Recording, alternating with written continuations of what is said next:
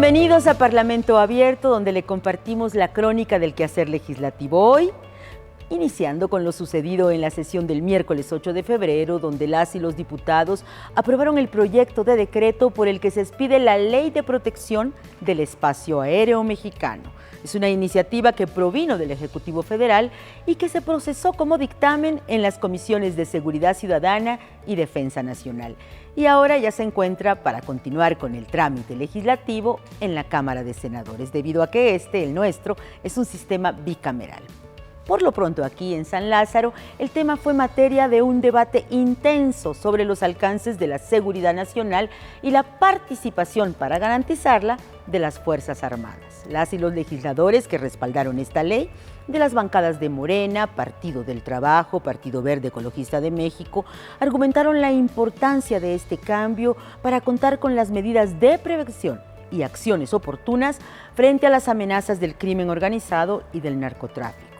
Plantearon que resulta indispensable tener un marco jurídico que permita a las autoridades rectoras de la seguridad nacional actuar en materia aérea siguiendo los estándares establecidos por la Organización de las Naciones Unidas. Es una ley que crea el Consejo Nacional de Vigilancia en el Espacio Aéreo y delimita las funciones de la Secretaría de Infraestructura, Comunicaciones y Transportes respecto a las realizadas por la Secretaría de la Defensa Nacional. Este punto fue considerado por el resto de las bancadas como una medida que profundiza la militarización. Los integrantes del Grupo Parlamentario de Movimiento Ciudadano votaron en contra de este nuevo ordenamiento, alegando que su contenido es contrario a lo que la Constitución dispone para prevalecer el orden civil en México. Pero en el caso de las bancadas de los partidos Acción Nacional, Revolucionario Institucional y de la Revolución Democrática, sus integrantes votaron en abstención. En algunas intervenciones se habló del riesgo de la militarización, pero también del reconocimiento a las Fuerzas Armadas y del hecho de que en la práctica el espacio aéreo ya está controlado y vigilado por estas.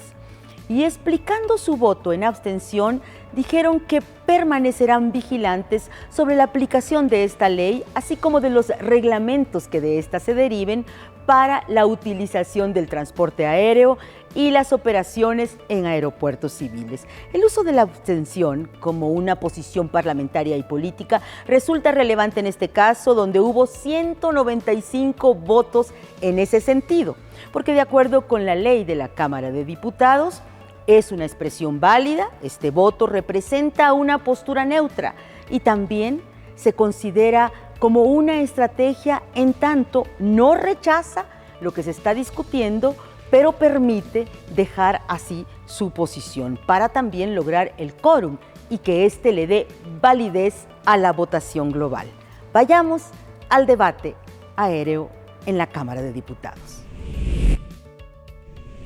En la sesión ordinaria del miércoles 8 se aprobó el dictamen que expide la Ley de Protección del Espacio Aéreo Mexicano, con el objetivo de establecer y regular las medidas, acciones y procedimientos para preservar la seguridad y la soberanía e independencia nacional del espacio aéreo mexicano.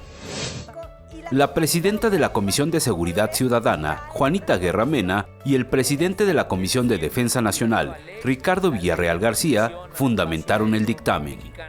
Da cumplimiento con los estándares planteados por la Organización de las Naciones Unidas acerca de la necesidad de que los países legislen en materia a efecto de vigilar, perseguir y erradicar aquellas conductas que atenten contra los derechos humanos y las libertades de las personas, derivadas de la actividad ilícita de la delincuencia, ya sea delincuencia organizada nacional o transnacional.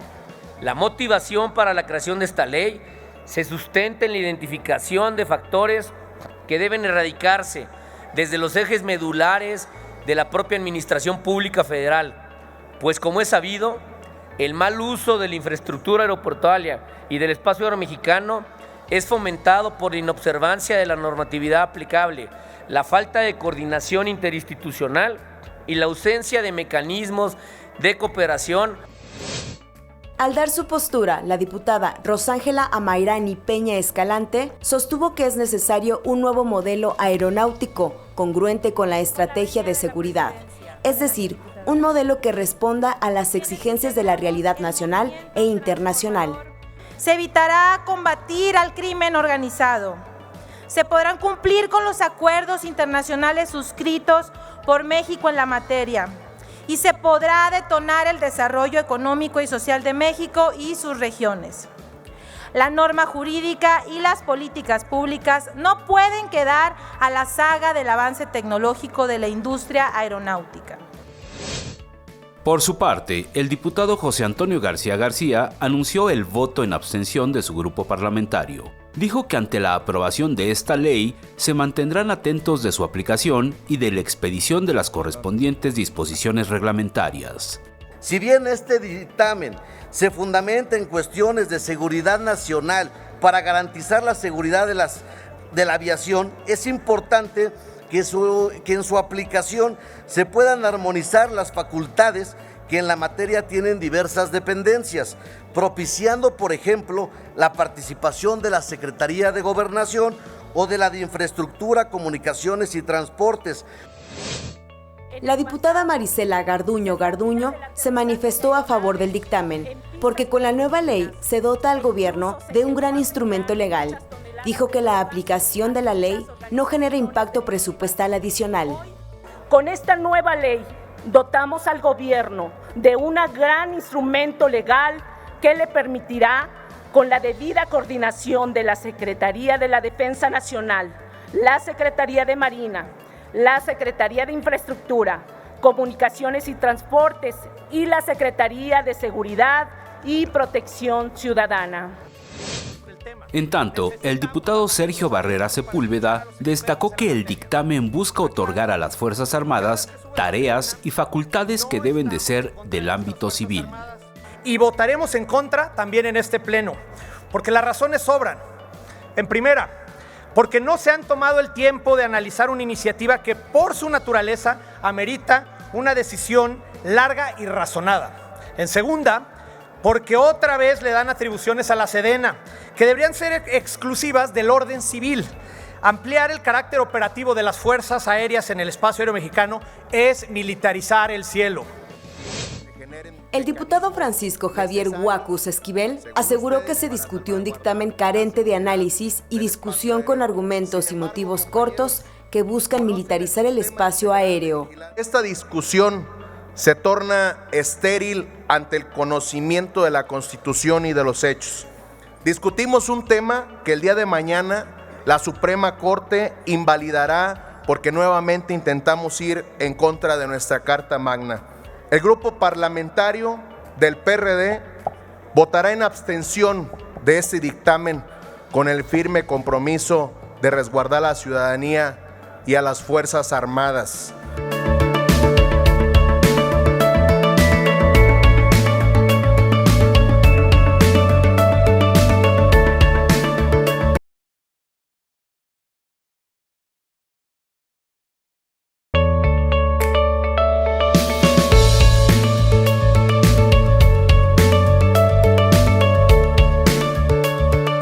Gracias por continuar en Parlamento Abierto. En la sesión del jueves 9 de febrero, las y los diputados aprobaron 6 dictámenes de consenso porque así habían sido avalados en sus respectivas comisiones y porque ya en el Pleno recibieron el apoyo unánime de los participantes en la Asamblea.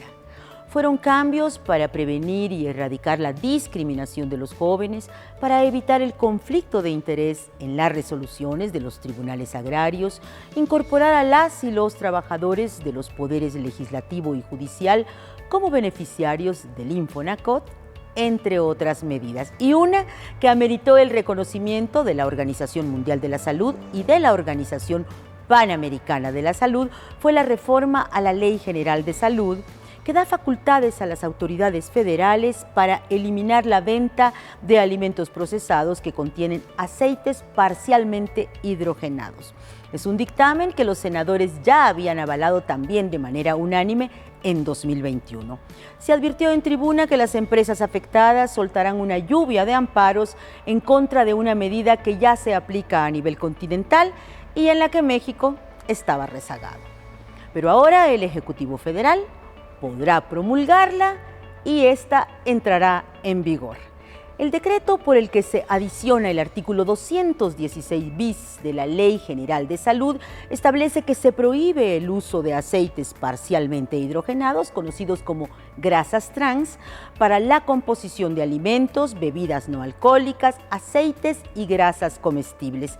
Es una reforma que, como lo han subrayado en el Congreso, salvará vidas. Para ello, la Secretaría de Salud establecerá las bases de regulación para los ácidos grasos trans y de esa manera se asegurará que no se incumpla la prohibición.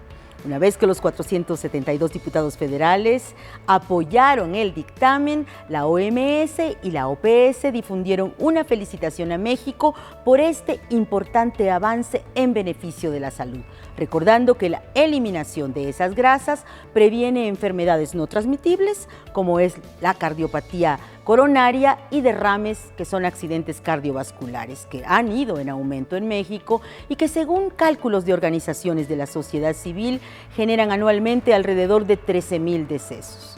Vamos a la crónica de esa sesión. En la sesión ordinaria del jueves 9 de febrero, se aprobó por unanimidad, de 472 votos a favor, reformas para regular el uso de grasas trans en alimentos y bebidas no alcohólicas. El documento establece que los aceites y grasas comestibles, así como los alimentos y bebidas no alcohólicas, no podrán contener en su presentación de venta al público aceites parcialmente hidrogenados, conocidos como grasas trans, que hayan sido añadidos durante su proceso de elaboración industrial. El diputado Joaquín Cebadúa Alba resaltó que las grasas trans causan cardiopatías y muertes por accidentes cardiovasculares. ¿Por qué es importante esto? Porque en el mundo calcula la Organización Mundial de la Salud que mueren más de 500,000 personas al año debido al consumo de estas grasas trans. En las Américas mueren más de 160,000 personas al año. Y según estudios que han realizado organizaciones de la sociedad civil, en México mueren más de 13,000 personas al año por consumo de estas grasas trans. Se aprobaron reformas en materia de eliminación de discriminación hacia jóvenes en lo general y en lo particular, con 476 votos a favor. La diputada Krishna Karina Romero Velázquez comentó que buscan incluir a la juventud como beneficiarios de las medidas orientadas a eliminar o reducir las desigualdades de género, socioculturales y económicas que los afectan. En el ámbito político, la exclusión de las y los jóvenes también está presente. No obstante que son pieza clave de nuestra democracia y que representan casi el 30% del listado nominal, la juventud está subrepresentada en los cargos de representación política, tanto a nivel federal, estatal como municipal. El Pleno de la Cámara de Diputados aprobó con 479 votos a favor reformas a la Ley General de Asentamientos Humanos, Ordenamiento Territorial y Desarrollo Urbano para publicar en el Diario Oficial de la Federación el calendario del Consejo Nacional de Ordenamiento Territorial y Desarrollo Urbano. El diputado Óscar Gustavo Cárdenas Monroy expuso que el documento considera que la publicación oportuna de la agenda de trabajo y los acuerdos de las sesiones de dichos órganos promoverán una mayor coordinación entre todas las instancias integrantes. El crecimiento urbano ha sido producto de la aspiración de mucha gente en la consecución de mejores oportunidades de desarrollo al convertirse las urbes y zonas metropolitanas en referentes de inversión, empleo, educación y cultura. Diputadas y diputados aprobaron con 483 votos a favor reformar el artículo 154 de la Ley General de Bienes Nacionales para sancionar a concesionarios de zonas federales marítimas terrestres que no mantengan en condiciones óptimas de higiene sus áreas. El diputado José Antonio Estefan comentó que se requiere generar conciencia sobre su importancia patrimonial y también por los beneficios ambientales, sociales y económicos que brindan a nivel nacional. La limpieza de las superficies consideradas como bienes de la nación hoy se encuentra delegada a los municipios por tratarse de residuos sólidos urbanos. Sin embargo, consideramos necesario fortalecer aquellas disposiciones reglamentarias que establecen la obligación de los concesionarios para adoptar conjuntamente esta obligación con la finalidad de garantizar que nuestras playas y mares se conserven limpias en beneficio de todos los que manifestamos la vida en este planeta. Con 474 votos a favor, diputadas y diputados aprobaron reformas a los artículos 27 y 30 de la Ley Orgánica de los Tribunales Agrarios. En su intervención, el diputado José Alejandro Aguilar López resaltó que la iniciativa tiene el propósito de armonizar jurídicamente la Ley Orgánica de los Tribunales Agrarios.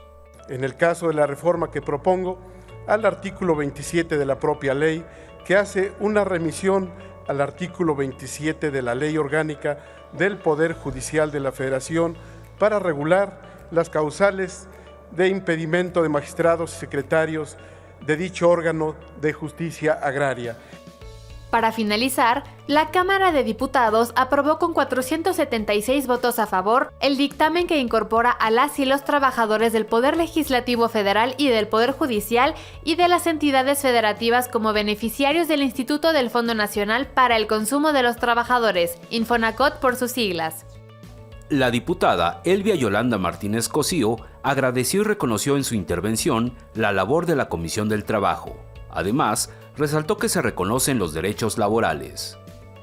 El crédito, compañeros, no solo es un instrumento financiero más, es un beneficio directo para los individuos y en especial para las familias.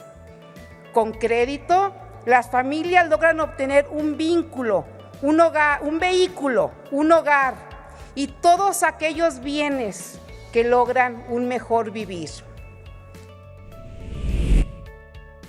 Esta semana también hubo consensos políticos que derivaron en acuerdos políticos en la Cámara de Diputados. El miércoles 8, la Junta de Coordinación Política, denominada la JUCOPO, rechazó la audiencia ofrecida por los magistrados del Tribunal Electoral del Poder Judicial de la Federación. Fue una decisión que contó con el apoyo de todas las bancadas. Y es que días atrás, el Tribunal Electoral informó que podía recibir a los coordinadores en la sede de la Sala Superior de los Magistrados para revisar los ajustes a la convocatoria de renovación del Instituto Nacional Electoral, el INE, una convocatoria que deberá reformularse y aprobarse por el Pleno de los Diputados en días próximos. La resolución de los magistrados electorales, emitida el 23 de diciembre, instruye a la Cámara de Diputados a especificar el tratamiento que se le dará a la elección del futuro consejero presidente del INE, ya que ese cargo quedará vacante en abril próximo, junto con el de otros 3 integrantes del Consejo General del Instituto.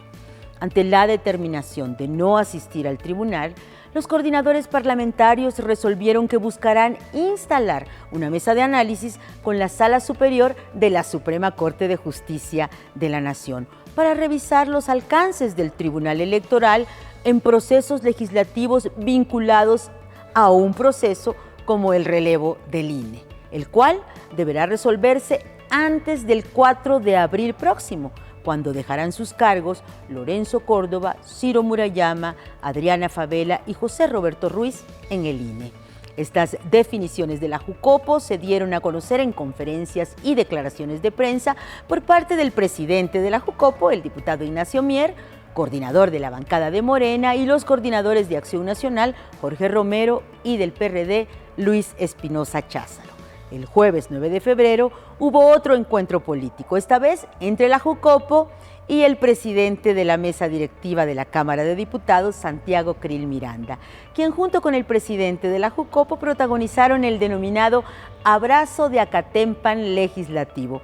Y es que mientras en el Pleno se conmemoraba, en el apartado de las efemérides, el aniversario del 10 de febrero de 1821, cuando en el pueblo de Acatempan, Agustín de Iturbide y Vicente Guerrero sellaron en un abrazo el Pacto de Alianza por la Independencia de México, en la sede de la JUCOPO se informaba de los acuerdos tomados con el presidente de la mesa directiva. Se va a privilegiar la política como un instrumento para dirimir posibles desencuentros que se presentan en la práctica cotidiana, en la tarea legislativa y de construcción de consensos. Y se impulsará una mayor coordinación entre la mesa directiva y la JUCOPO, fortaleciendo los trabajos de conferencia y la comunicación entre ambas instancias.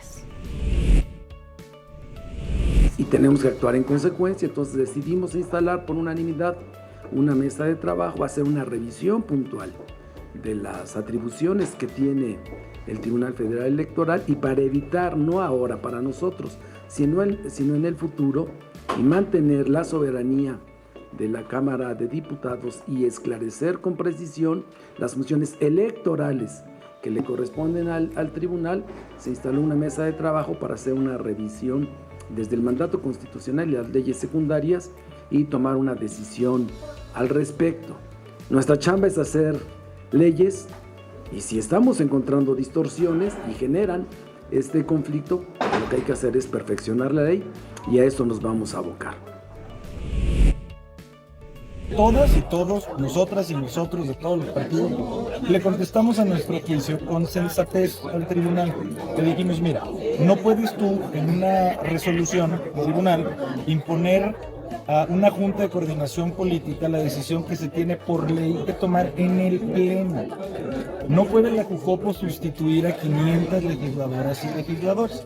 No la consideraron suficiente. Bueno, nosotros no podemos nosotros romper nuestro primer mandato, que es la ley. Al tema de la convocatoria, tan importante para todo el proceso de renovación de consejeros del INE, empezando por un comité técnico de evaluación y acabando en la elección de 4 consejeras o consejeros, nosotros vamos a darle puntual cumplimiento. Nosotros, haciendo política, por unanimidad en la Junta de Coordinación Política, hicimos una invitación a los magistrados del tribunal para, digamos, intercambiar puntos de vista, conocer, interpretar la sentencia que habían emitido. Y ellos nos responden en un tono distinto, pues que si queremos acudamos. No estamos litigando el asunto, vamos a acatar la sentencia del tribunal en la parte que sea acatable por cuanto ve a esta situación.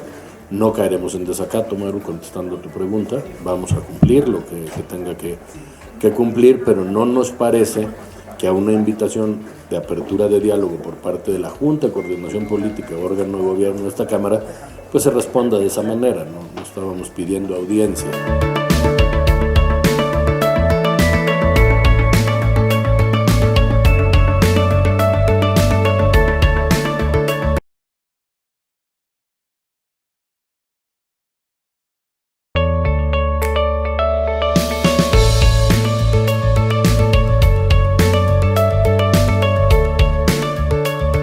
Gracias por seguir en Parlamento Abierto.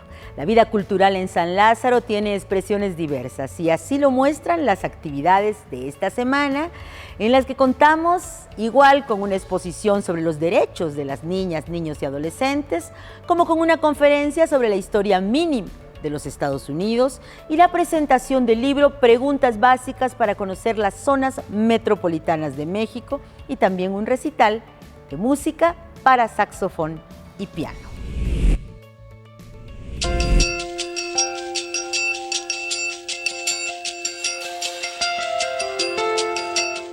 Estos son los eventos que se llevaron a cabo en esta semana.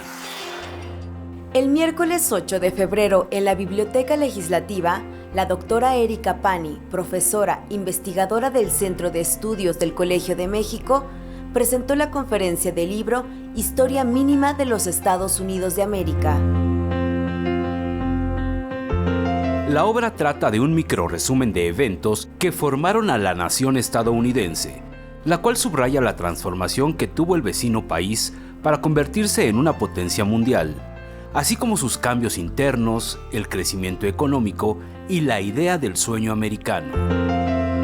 Dora Isabel González Ayala, como parte de la Unidad de Asuntos Internacionales y Relaciones Parlamentarias de la Cámara de Diputados, dijo que el libro es una reseña mínima que enfatiza las contradicciones, matices y conduce a las polaridades y diferencias. Se llevó a cabo la exposición fotográfica Constitución y Derechos de Niñas, Niños y Adolescentes, en el marco conmemorativo del 106 aniversario de la Constitución Política de 1917, el cual se celebra el 5 de febrero de cada año. La exposición tiene el propósito de poner en perspectiva las conquistas, avances, retrocesos y retos que enfrentó la sociedad en un momento específico, y para reconocer los derechos de las niñas, niños y adolescentes. En la muestra se aprecia el recorrido que ha significado legislar e implementar las instituciones que hagan efectivos los derechos de las niñas, de los niños y los adolescentes.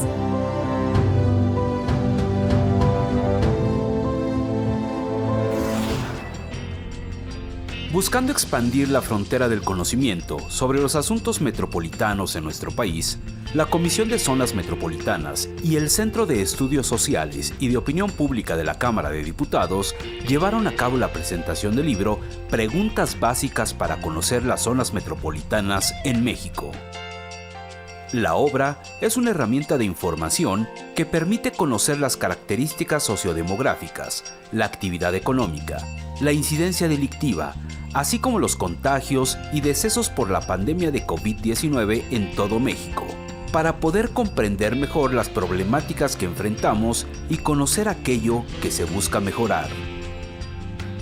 Actualmente existen 74 zonas metropolitanas en México, ubicadas en la Ciudad de México, Estado de México, Hidalgo, Monterrey, Nuevo León, Guadalajara, Jalisco, Puebla, Tijuana, Baja California, León, Guanajuato y Querétaro, entre otros estados.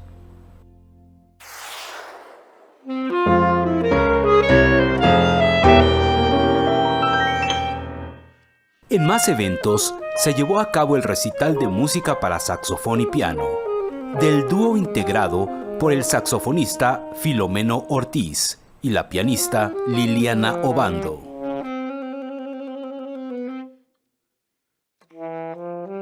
Las y los oyentes se deleitaron con la música Fantasía de Jules de Mersman y la balada de Henry Tomasi.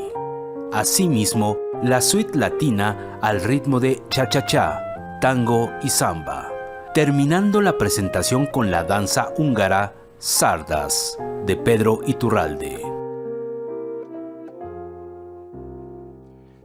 El dúo presentó un repertorio con obras dedicadas para concierto de saxofón con acompañamiento de piano.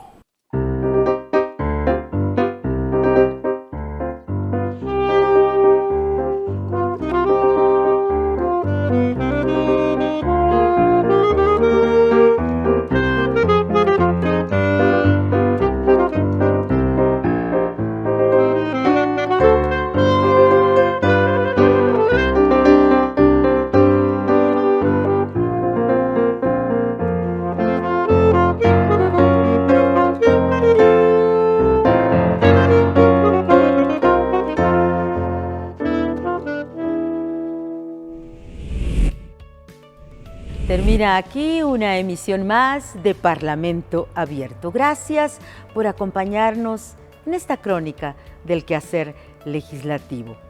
Hasta la próxima.